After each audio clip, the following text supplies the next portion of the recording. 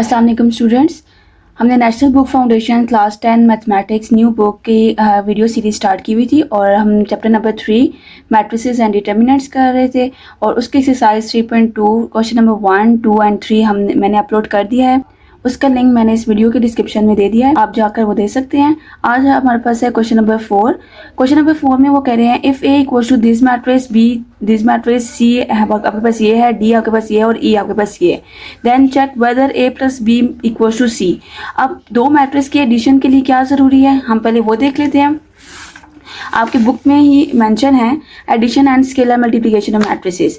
अब देखिए एडिशन और सब्ट्रैक्शन के लिए हमारे पास ज़रूरी है two matrices can be added और subtracted only if their order is same. अगर उसका ऑर्डर सेम होता है तो हमारे पास जो दो मैट्रिसेस हैं वो आपके पास ऐड हो सकती है। जैसे फॉर एग्जांपल इन्होंने इधर एग्जांपल मेंशन की हुई है कि आपके पास ए और बी जो है वो इम्पॉसिबल हैं सब्ट्रैक्शन और एडिशन के लिए। क्यों इम्पॉसिबल है? क्योंकि उनका ऑर्डर सेम नहीं है। अगर हम ए का ऑर्डर देखें तो रो आपके पास दो हैं, R1 और R2, और कॉलम आपके पास एक है तो 1/2 बनेगा या 2/1 बनेगा।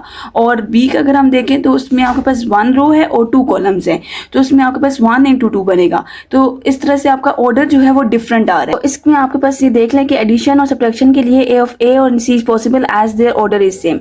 ऑर्डर आपके पास इन दोनों का क्या है, दोनों का सेम है, इसलिए इसमें एडिशन या सब्ट्रैक्शन दोनों कर सकते हैं। ठीक है, तो अब हम एक्सरसाइज 3.2 का क्वेश्चन नंबर 4 स्टार्ट करते हैं।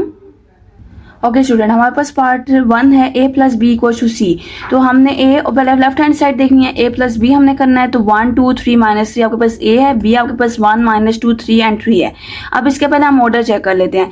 इसका ऑर्डर आपके पास क्या है 2 × 2 और इसका भी आपके पास ऑर्डर क्या है 2 × 2। तो ये दोनों हमारे पास सॉल्व हो सकती हैं, ऐड हो सकती हैं। तो अब 1 + 1 फर्स्ट एंट्री को फर्स्ट एंट्री के साथ करना है, सेकेंड एंट्री को सेकेंड के साथ, थर्ड को थर्ड और फोर्थ को फोर्थ के साथ करना है। ठीक है, हम इसको ऐड करेंगे तो आपके पास आंसर आ जाएगा 2060। ठीक है, इसी तरह से राइट हैंड साइड आपके पास क्या थी सी आपके पास क्या है 2060। तो हमारे पास दोनों का अगर हम देखें 1 और 2 को तो दोनों के जो वैल्यूज़ हैं, दोनों के मैट्रिसेस हैं वो इक्वल हैं और सेम है। ठीक है, तो इक्वेशन 1 और 2 से हमें पास ये पता चला कि ये दोनों इक्वल हैं और आपके पास ये प्रूफ हो गया कि ए प्लस बी इक्वल्स टू सी की इक्वल आया है। इन दोनों को प्लस करने से आपके पास किसकी इक्वल आ रहा है, सी मैट्रिक्स के इक्वल आ रहा है। ठीक है, ओके पार्ट 2 आपके पास है C plus D equals to E. अब सी आपके पास 2060 है और डी आपके पास 2 और 6 है। ठीक है, अब हम इसको अगर लिखें ऐड करने के लिए तो इसका अगर हम ऑर्डर देखें तो ये 2 × 2 है, R1 और R2 और C1 एंड C2। तो 2 × 2 इसका ऑर्डर बन रहा है। लेकिन इसका अगर हम ऑर्डर चेक करें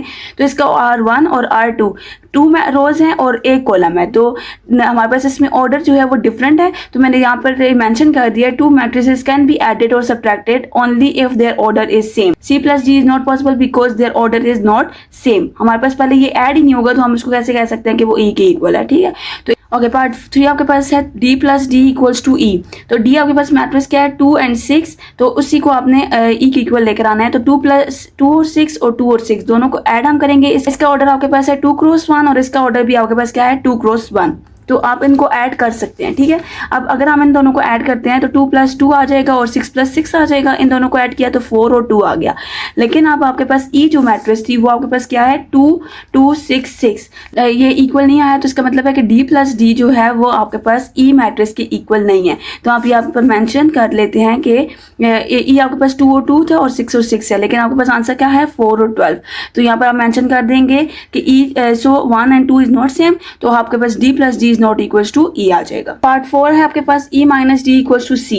तो E - D, E आपके पास है 2 2 6 6 और D आपके पास है 2 और 6। इसका अगर हम ऑर्डर चेक करें तो ये 2 × 2 है और इसका ऑर्डर है 2 × 1। तो आपके पास ऑर्डर ही सेम नहीं है तो हम यहाँ पर लिख देंगे not possible because their order is not same. तो आगे हम इसको सॉल्व ही नहीं करेंगे। ओके स्टूडेंट्स, क्वेश्चन नंबर 5 में वो कह रहे हैं taking matrices A and B from question number 3 verify commutative property of matrix addition.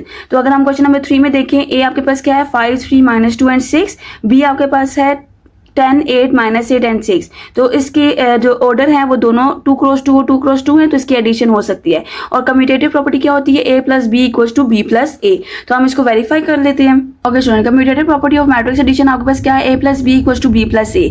तो आप पहले लेफ्ट हैंड साइड सॉल्व करेंगे और फिर राइट हैंड साइड करेंगे। अब लेफ्ट हैंड साइड में ए प्लस बी है, ए आपने मैट्रिक्स लिख दी, बी लिख दिया, इनकी फर्स्ट इंट्रीज फर्स्ट के साथ करेंगे प्लस 3 और सेकंड को सेकंड और थर्ड के साथ और फोर्थ को फोर्थ के साथ। तो यहाँ पर 5 + 10 15, 3 + 8 11, -2 - 8 -10 एंड 6 + 6 12 आ जाएगा। ठीक है, इसको आप कह सकते हो इक्वेशन 1। तो इसी तरह से राइट हैंड साइड लेंगे, पहले आपने बी को लिखना है और फिर ए को लिखना है। यहाँ पर हमने ए को लिखा था और फिर बी को लिखा था। तो अब यहाँ पर आपके पास क्या हो जाएगा, 10 + 5 आपके पास लिखा जाएगा और 8 + 3 और -8 - 2 और 6 + 6। तो 10 + 5 15, 8 + 3 11, -8 - 2 -10 और आपके पास आ जाएगा 6 + 6 12। तो अगर हम 1 और 2 को देखें तो ये दोनों मैट्रिसेस क्या हैं, सेम है। तो इस तरह से हमें ये प्रूव हो गया कि हमारे पास लेफ्ट हैंड साइड जो है वो राइट हैंड साइड के इक्वल है और जो commutative property of matrix addition है वो सेटिस्फाई कर रही है। ठीक है, इस तरह से क्वेश्चन नंबर 6 आपके पास है, taking matrices A B and C from question number 3 verify associative property of matrix addition. अब हमने क्वेश्चन नंबर 3 के ये मैट्रिसेस लेने हैं, ए और बी और सी लेने हैं और हमने वेरीफाई करना है associative property of matrix addition. Okay students, associative property of matrix addition क्या है आपके पास, A plus B plus C equals to A plus B plus C. इसमें सिर्फ मैट्रिक्स का आपके पास डिफरेंस होता है। ठीक है, लेफ्ट हैंड साइड हम पहले लेंगे तो आपने पहले ब्रैकेट को सॉल्व करना है और उसके बाद थर्ड टर्म को सॉल्व करना है। तो हम इसको ब्रैकेट्स के अंदर ही लिखते हैं। तो हमने पहले ये चीज से सॉल्व करनी है, दोनों मैट्रिसेस को ऐड करना है। तो 5 + 10, 3 + 8, -2 - 8 एंड 6 + 6। तो इनको ऐड करने से हमारे पास 15, 11, -10 और 12 आ जाएगा और इसी तरह से ये जो है वो मैट्रिक्स चलती जाएगी नीचे। अब हमने इन दोनों को ऐड करना है तो 15 + 15 आ जाएगा और आपके पास 11 + 6 आ जाएगा और -10 + 0 आ जाएगा और 12 - 12 आ जाएगा। ओके, हमने इसको इस ब्रैकेट को सोल्व करेंगे तो आपके पास 15 + 15 30 आ जाएगा, 11 + 6 17 और 10 -10 0, -10 12 -12 0। तो इसको आप इक्वेशन 1 का नाम दे देंगे। इसी तरह से राइट हैंड साइड आपने लेना है, राइट हैंड साइड में a + b + c, b + c को पहले ऐड करना है और फिर आपने a को ऐड करना है। ठीक है, तो आपको क्या पास आज क्या आ जाएगा, आपने इस चीज को ब्रैकेट में लिखना है। तो ये पहले हम सॉल्व करेंगे, इन दोनों को सॉल्व करने के लिए 10 + 15, 8 + 6, -8 + 0, 6 - 12 आ जाएगा। अब आपने क्या करना है, इसको सॉल्व करेंगे तो 10 + 15 25, 8 + 6 14, -8 + 0 -8, 6 - 12 -6। अब इन दोनों को आपने ऐड करना है। तो ऐड करने से क्या हुआ कि 5 + 25 आ जाएगा, 3 + 14 आ जाएगा और -8 -2 -8 और 6 - 6 आ जाएगा। और यहाँ पर ऐड करेंगे तो 30 + 17 -10 एंड 0। अब हम देखेंगे कि इक्वेशन 1 आपके पास क्या बन रही थी, 30 17 -10 एंड 0 और इक्वेशन 2 भी आपके पास यही आ रही है, 30 17 -10 एंड 0। तो इस तरह से हम कह सकते हैं कि hence prove that left hand side equals to right hand side. Question number 7 है आपके पास, taking matrices A and B from question number 4 verified A transpose plus B transpose equals to A + B का whole transpose. तो question number 4 में हम ये ले लेंगे ब्रैकेट और ये वाली ले लेंगे। ठीक है, मैट्रिक्स। ओके, अब आपने क्या करना है, A transpose plus B transpose equals to A + B का होल ट्रांसपोज। A आपके पास ये है और B आपके पास ये है। तो लेफ्ट हैंड साइड लेंगे, पहले A ट्रांसपोज का मतलब है कि आपने इन दोनों को अलग अलग ट्रांसपोज लेकर सोल्व करना है।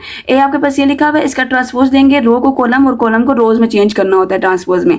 तो 1 2 आपके पास रो थी, यहाँ पर 1 2 कॉलम में चेंज हो गया है और 3 और -3 आपके पास रो है तो यहाँ पर इसको कॉलम में चेंज कर दिया। ये आपके पास A ट्रांसपोज आ जाएगा।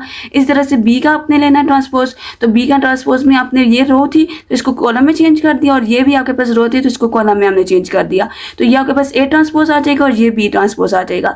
इन दोनों को आप ऐड करोगे, इस वाली मैट्रिक्स और इस वाली मैट्रिक्स को ऐड करोगे तो आपके पास आ जाएगा 1 + 1 और 3 + 3 2 - 2 और -3 और 3 आ जाएगा। इसको सोल्व करेंगे तो आपके पास आ जाएगा 2 6 0 एंड 0। इसको आप इक्वेशन 1 का नाम दे दें। इस तरह से लेफ्ट राइट हैंड साइड आप सोल्व करोगे, राइट हैंड साइड आपके पास क्या है, A + B का होल ट्रांसपोज आपने लेना है। तो आप A + B का होल ट्रांसपोज आपने लेना है। तो आप पहले ब्रैकेट वाली चीज सोल्व करोगे और उसके बाद जो आंसर आएगा उसका ट्रांसपोज आपने लेना है। तो A + B आपने लिखा, A मैट्रिक्स लिखी, फिर B लिखी, तो इन दोनों को प्लस किया, 2 0 6 0 आपके पास आंसर आएगा। इसका आपने क्या लेना है, ट्रांसपोज लेना है, क्योंकि ये अभी आपके पास A + B आया है।